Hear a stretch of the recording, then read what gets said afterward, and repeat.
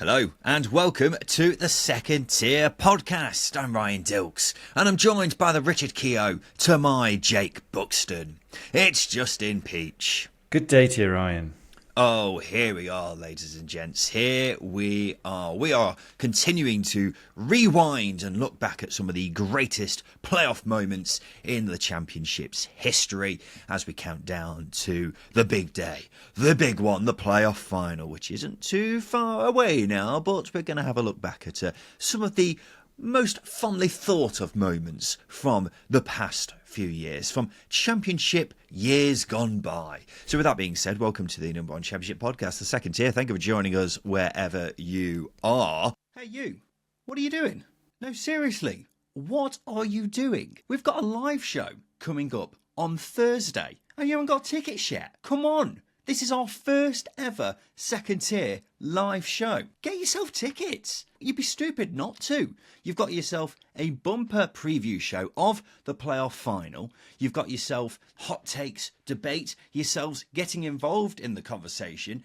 And SBK, our betting partner, will be providing free bets on the occasion.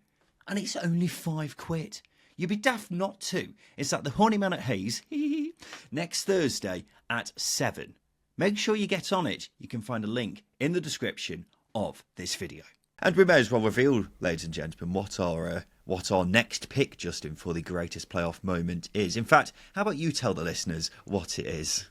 Well, it means having to unearth a dark time in my life, Ryan. It was a traumatic time in my life. It is, of course, the Championship playoff final of 2014 between QPR and Derby County. Yes, or as it's otherwise known, the Zamora moment. Well, look, we spent yesterday's episode talking about the greatest moment in Justin Peach's time supporting Derby County, so it's only right we balance it out by talking about the worst moments in his time supporting Derby County. Without giving too much away, Justin, is this the worst moment in your time supporting Derby County? I mean, them getting plunged into admin was pretty significant, but as opposed to being in a completely low moment in the moment, there's no worse feeling than losing at Wembley. And then there's no worse feeling losing at Wembley in the last minute of a playoff final with the game poised at 0-0. So absolutely, yes, this is the worst moment as a football supporting fan. Yeah. It's kind of like, this one was just a swift blow to the head, wasn't it? Whereas, whereas the admin side of things was you just getting beaten up for hours on end, getting tortured. So I feel like maybe this possibly was the worst, wasn't it? Without a shadow of a doubt, yes, it was. With the hope being taken into account as well. Absolutely. Because we'll get onto it in terms of the emotions that I felt, but just all hope draining from you, literally within a millisecond, is such a unique feeling. And again, you don't feel that as a football fan. And it's worth pointing out as well, these aren't my worst and best moments as a football supporting fan. It just so happens that Derby have been in two of the most extremely sort of up and down scenarios in the playoffs. And the controversy and drama they brought to them is there. It's right there. Hey, we're talking about the greatest playoff moments of all time. And, Derby County have been lingering around in the Championship for quite some time before recent years. So it's no surprise, really, that they are involved in multiple editions of this. But let's take the listener back, shall we, Justin? It's the 24th of May, 2014. Derby had reached the playoff final in pretty convincing fashion, smashing Brighton in the semis. How things change, eh? Well, QPR, they needed extra time to beat Wigan in their playoff semi-final. In the season itself, I was having a look at this. QPR were the bookies' favourite to win the league at 6-1. They had the biggest wage budget in the league and had some pretty recognisable names amongst that squad. The likes of Richard Dunn, Joey Barton, Kevin Doyle, Nico Crankjar, bizarrely, Gary O'Neill. I could list several more, honestly. The number of household names by Championship standards is pretty ridiculous in this team. And they also, of course, had none other than old Harry Redknapp in the dugout. And despite that, they finished fourth in the league, 5 points behind Derby County, who were third. And This was before Derby were spunking millions everywhere and bending rules at every possible chance that they had. They weren't expected to do much this season. I was having a look at the odds. QPR was 6-1 to win the league, so pretty strong favourites. And then Derby were 28-1 to win the league. So, not even really considered. They weren't expected to do much at all. And they started the campaign with Nigel Clough in charge, but he was sacked, and they got in Steve McLaren for his first stint as manager, certainly not his last. And when he came in, Justin, he had Derby playing some great stuff, didn't he? It really was remarkable. It really was remarkable. I mean, even now, I use them as a bit of a benchmark to assess other teams in the Championship. Even now, even though it's been 10 years since that playoff final, and the standard of football in that team was ridiculous, and he was doing it with a team that was made up of free transfers. Chris Martin was a free transfer, Craig Forsyth was a free transfer, Jamie Ward free transfer, blah blah blah. So they were all free transfers. I think they only spent a fee on Johnny Russell and maybe one or two others, and Richard Keogh, etc., and one or two others who were bought before that season. So, yeah, really, for them to be playing the standard of football that they were was quite astonishing, and they were blowing teams away. They scored an unhealthy amount of goals. There's a goal glut almost every single game, and I think probably the one thing that worked against them was clean sheets. They were very much a "we'll score more than you" kind of mentality team, and that maybe worked against them, especially in this scenario. Who, coming up against QPR side who were very much built on solid foundations. Yeah, they were built on solid foundations. They didn't score many goals at all in that season. In fact, I'm just looking at it now. I think they scored the 13th most goals that season for a team finished fourth. But look, in terms of the budgets, they were pretty incomparable, weren't they? Derby were a pretty small budget compared to this QPR team. As I mentioned, some of the players that I just had there, and the wages were just insane at the time. More on that a bit later on. But it was definitely David versus Goliath in terms of the wage budgets, but in terms of what we're actually getting on the pitch with these two teams, they were quite contrasting in terms of the styles, but they were still quite well matched in terms of how they actually did in the Championship that season. But let's get on to the game. It gets underway, and I will be honest, I didn't remember the first 60 minutes of this game being so even, because in my mind, Derby dominated the whole thing, but it's really not the case at all. I think that microcosm of the 30 minutes after the red card, which we'll get onto shortly, kind of blurs my memory of this whole game. But the first 60 minutes, it's very even, if uneventful. However, the best chance actually falls to QPR, Charlie Austin. Proper golden chance as well. You could not want that to fall to anyone else, but he makes a proper hash of it. And as I say, Charlie Austin, the season afterwards, he would go on to score 18 goals in the Premier League. So, it could have been a very different game if he actually took that chance, but it wasn't to be. But obviously, it didn't matter in the end. Anyway, the game gets to the 60-minute mark, and here comes the second biggest moment of the contest. Derby win the ball back in the QPR half, and suddenly, Johnny Russell nutmegs Richard Dunn, and he's clean through on goal. It's a huge chance, but out of nowhere comes future England manager Gary O'Neill, who hacks down Russell outside of the box, and he's sent off. He's taken one for the team massively, but it's also a massive moment in the game. Justin, given what happens shortly after this, how often do you think about this moment? What could have been if Gary O'Neill didn't hack down Johnny Russell on the edge of the box?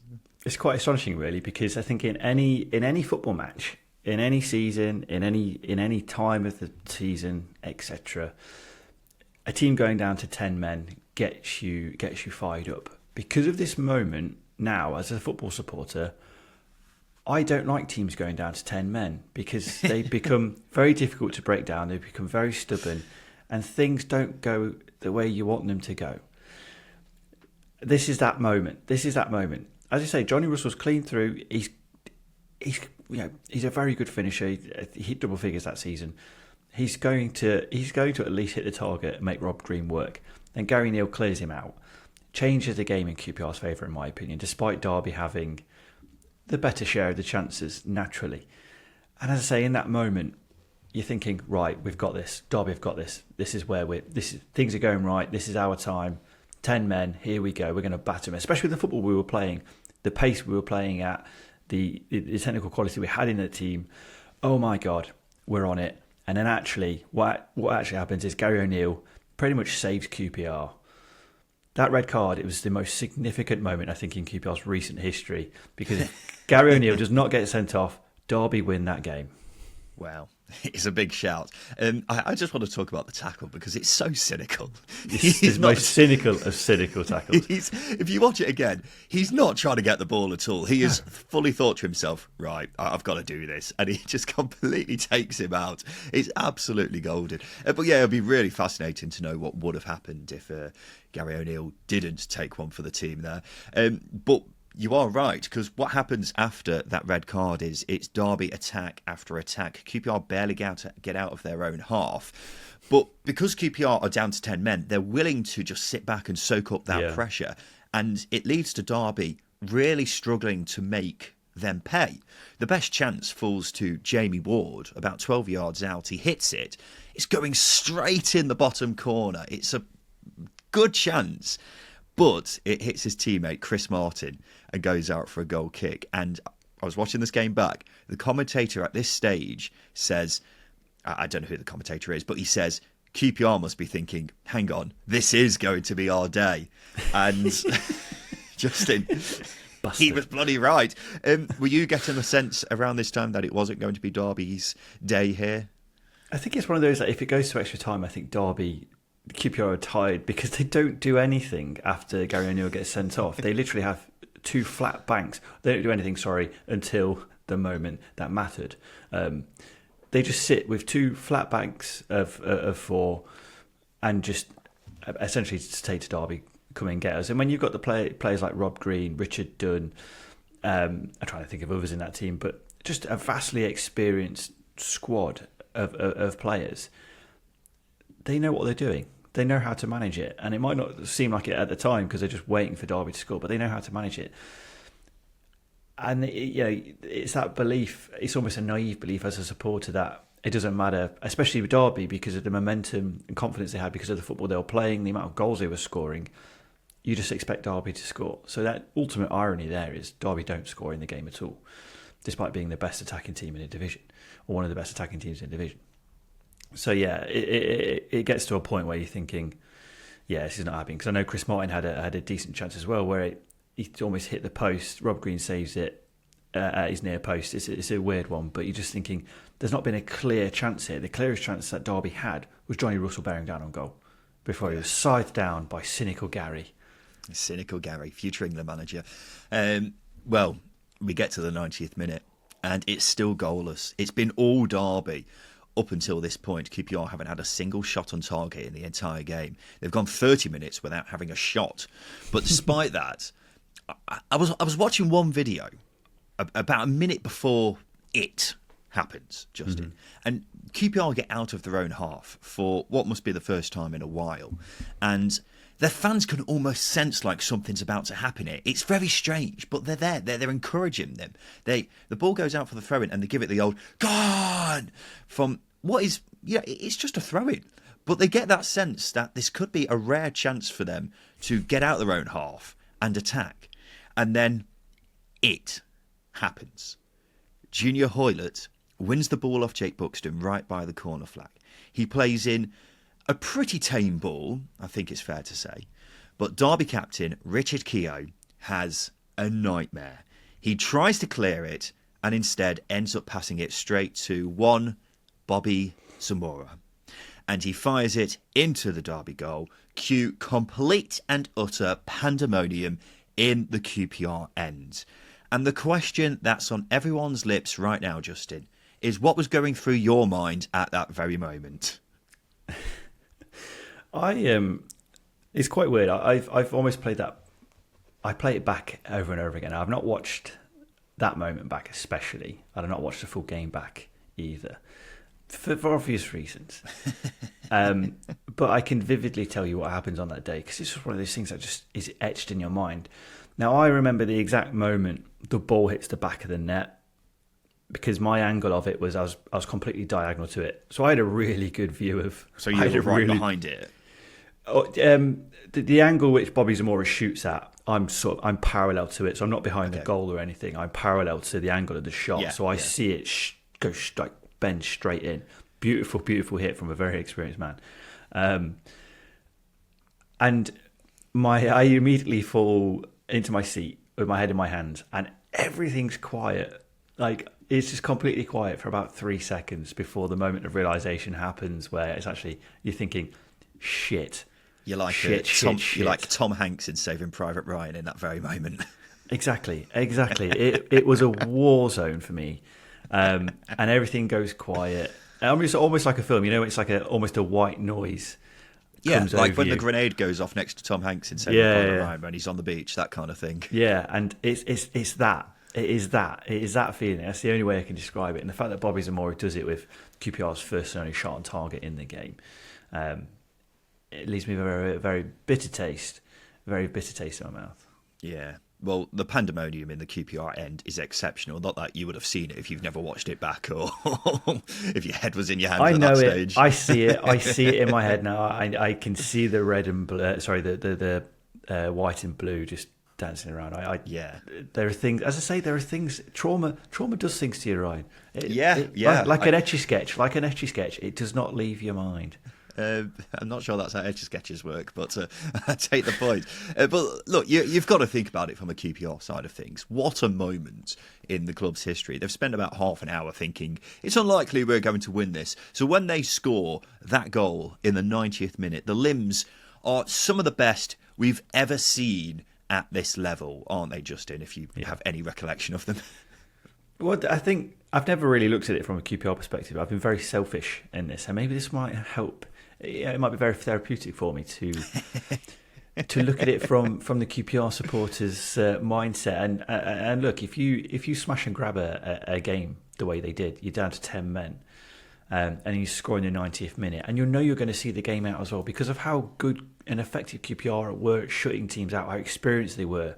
You're going to back your team to see that game out. I think that's probably why it made it worse for me as a Derby fan. Is Derby are not getting back into this. It might be 4 minutes left or whatever. They're not getting back into this.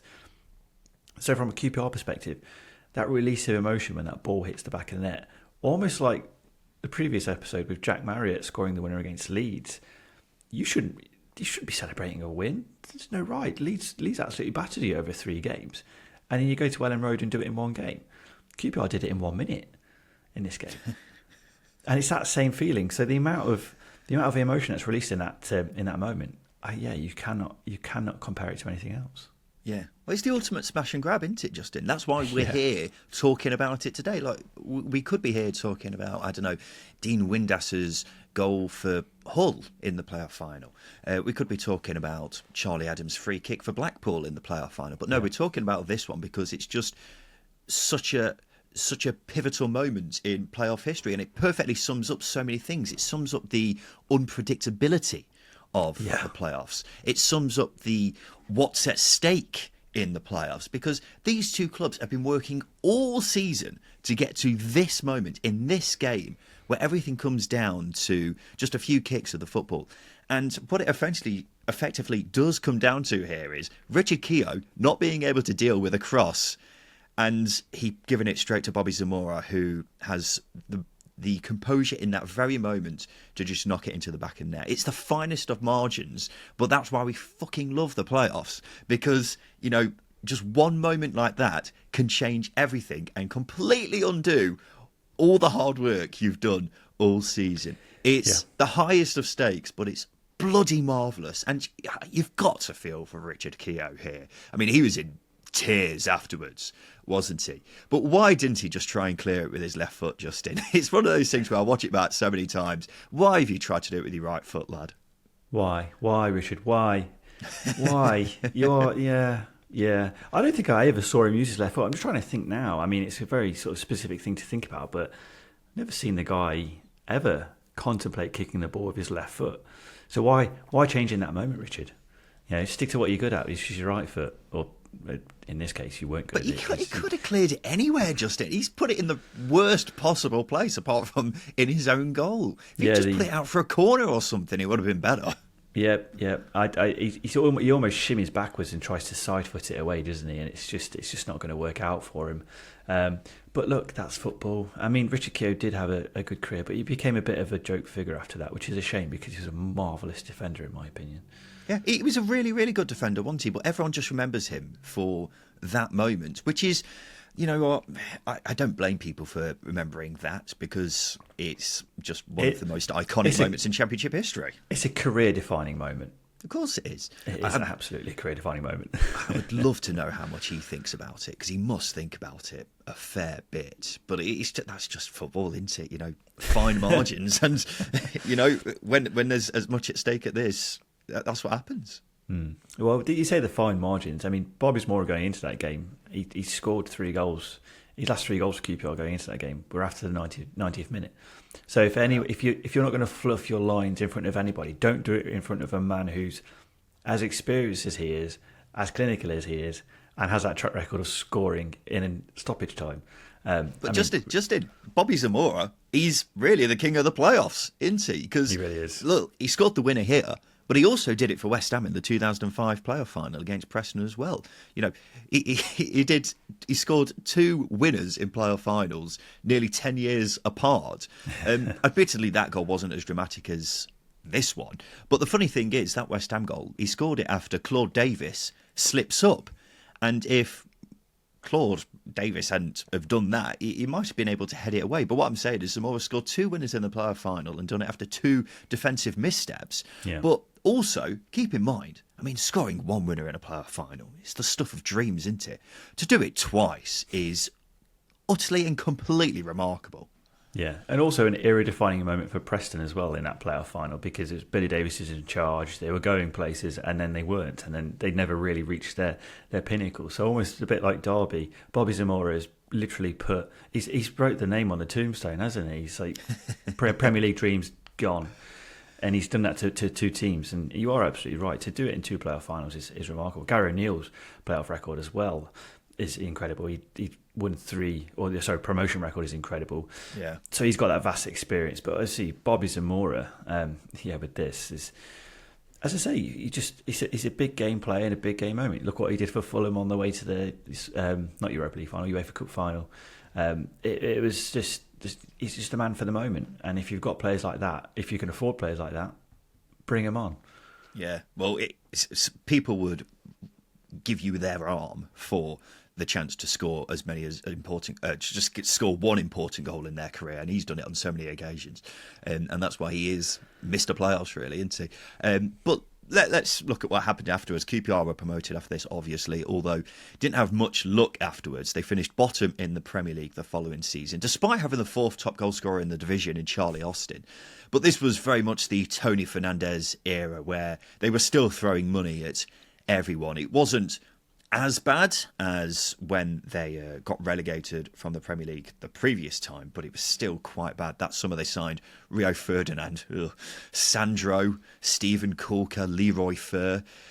It didn't help them, and they were relegated quite easily in the end. And they haven't had much of a sniff of the Premier League since then because they've had to cut back from this period. It's been kind of they've lingered and just struggled to recover from this period, really, haven't they? However, it could have been a lot worse for QPR because I was reading some news articles around the time of this playoff final, Justin, and there are multiple pieces saying QPR could be in a lot of shit if they don't win this game because the season before they got relegated with a bigger wage budget than that season's Champions League finalists, Atletico Madrid. Which is mental, isn't it? So if they didn't have that Zamora moment, and I know we're talking completely hypothetically here, who knows where QPR could have ended up, but I'm not sure it would have been a good place, Justin. Yeah, I mean, the playoff finals always billed as the richest game in football, which is complete bollocks. And I remember sort of reading things around the time. It was coined as an £80 million game. And I think the previous season, the 12-13 season, QPR made a £65 million loss while they were in the Premier League, which again is a very difficult thing to do given the riches of the Premier League and the wealth of the Premier League. So they really weren't cutting their own cloth. So yeah, to think about what could have happened for QPR after that, if they didn't go up, yeah, it's a scary thought because as well as that, they didn't have many sellable assets. Bobby Zamora was 33. Richard Dunn was an old wily head. I'm looking at this team now. Not many of these players did much after this game. Yeah. I think a lot of them went on to retire. I can't do the maths and work out the average age of this team, but it's an old team, put it that way. How many playable assets did they have? How many players in their peak did they have? Charlie Austin. Austin was in his peak, but apart from that, that's pretty much it. You're limited, and I mean, look, that got them promoted, so fantastic. And you don't really have to look at the hindsight side of things, but you could argue QPR have been reeling from this spell ever since. The amount of money they spent. I know they breached FFP way back then, and they're still paying for that now, literally. So the hangover from that game is remarkable, but the hangover from that game, if they didn't go up, would have been a lot more significant. So I guess QPR, in a roundabout way, are very fortunate that Bobby Zamora did what he did, but also very fortunate that it got them to the Premier League and it almost bailed them out. It did. 100% it did. The TV money from the Premier League has saved so many clubs over the years, and QPR are a prime example of that, because if they didn't go up, oh God, I daren't think about what would have happened to them afterwards. But then on the flip side, Justin, of course, for Derby County, this was a seminal moment for them. Shortly afterwards, a local businessman by the name of Mel Morris purchased a stake in the club, which would not long afterwards turn into him owning the club. Cue 7 years of bottling promotion, spending ridiculous amounts of money, several managers sacked, unmanageable amounts of debt, rule bending at every opportunity, which all eventually led to them going into administration. But it all started with Bobby Zamora, because who knows where Derby County would have been over the past 10 years if Richard Keogh didn't give old Bobby that chance, Justin. We'd have won the Champions League. I'm not sure if we'll go that far. We'd have won the Champions League. We'd be England's very own Atletico Madrid. We'd have come up from the Championship, from the second tier, as Atletico did in the 90s, 2000s, and gone strength to strength, and be dominating Europe semi-dominating Europe as Atletico now. Yeah, that's quite a stretch, but yeah, no, it's very very much it's a weird feeling how much of a ripple effect that moment had on both clubs, really. So obviously QPR is still in a position where they're recovering from that reckless spending, and Derby are recovering from the reckless spending, chasing the dream after that final. Yeah, it's incredible what the lure of the Premier League does to a football club. It's quite scary, quite sad actually, because it almost rips the innocence out of football clubs, the chase of the Premier League dream. And I think after that moment, as a football supporter, football changed a little bit for me, because it became about spending money. Signing the best players, and knowing what good accountants and lawyers are out there to battle sanctions from the EFL. Yeah, but the crazy thing is, Justin, despite all the ridiculous amounts of money they spent, despite the debts that they accrued over numerous years, despite the rule bending that Derby did under Mel Morris, they never got as close to the Premier League as they did in this 2014 playoff final with the Zamora moment. And that's because it was a bloody good team. And I'm making a big shout here. I genuinely think this Derby team is one of the greatest sides never to get promoted from the Championship, just because the talent that was in it, the football that was being played, the number of goals they scored. It was a joy watching this Derby team under Steve McLaren. And, whether they are the greatest team to never get promoted, that opinion may change after this season. But they just had so much about them, so much talent. And, so many players in this team never got to taste the Premier League when they really should have. The likes of, George Thorne is a really good example of someone who, after this, his career really went on the slide completely because of injuries. And then others like Richard Keogh, for example, obviously, as we were alluding to earlier, just in a bit of a joke figure, but he didn't play in the Premier League after this, but has got to be one of the best Championship players, Championship defenders we've ever seen. But then you also had the young talent, the likes of Will Hughes, who was really, one of the star boys of the Championship around this time, but then maybe injuries had an effect on his career. Jeff Hendrick was a really highly talented player around the time as well, but his career's not gone on to as much strength as maybe people have thought. There's just so many examples here, Justin. Chris Martin as well. Chris Martin had a ridiculous season that year, but I don't think he played in the Premier League after that either. This is just what I mean. Like, this team was so talented, but it never got to realise its full potential, all because of Bobby Zamora. Yeah, all because of Bobby Zamora. And the worst thing about it is the amount of Premier League appearances that were shared amongst that QPR squad because of previous experience within that. Yeah, it's robbed, isn't it? You've robbed all of these talented individuals, all players in their peak years, of ever having a chance to play Premier League football. Which is quite sad, actually. Craig Bryson's another one who deserved his chance, and it's quite incredible. Patrick Bamford was in that side. I know he's had his chance, but that's when he was scoring goals. He was clinical. So you're robbing a Patrick Bamford who could score goals of playing in the Premier League if he'd have moved to Derby permanently after that. So yeah, it's quite sad, really. But at the same time, look, that's football, isn't it? It's what goes. It's what can happen. And if you don't take your moment, then that's it. I mean, there are ample opportunities for those players in that team to move to Premier League clubs. The following summer, the summer after that playoff final, Craig Bryson was heavily linked with a move to Burnley. Move didn't go through, so much to the point I was trolling Burnley, and the Burnley official club account blocked me on Twitter, and I'm still blocked to this day because I was basking in the joy that they were unable to sign Craig Bryson. 20-year-old me was goading them, and they blocked me, and now I'm victim. Well, no, actually, it's my own fault for trolling them. But nonetheless, those players had ample opportunities. They were convinced to stay at Derby, and it didn't work out for them because they were bottle jobs. They were bottle jobs. It was the ripple effect that not only saw QPR potentially saved from going into oblivion, so many Derby players whose careers didn't really go on to the trajectory that they should have after this game, and of course you've been blocked by Burnley ever since. That was the ripple effect of that Zamora moment. That's how much of an impact it's had on football.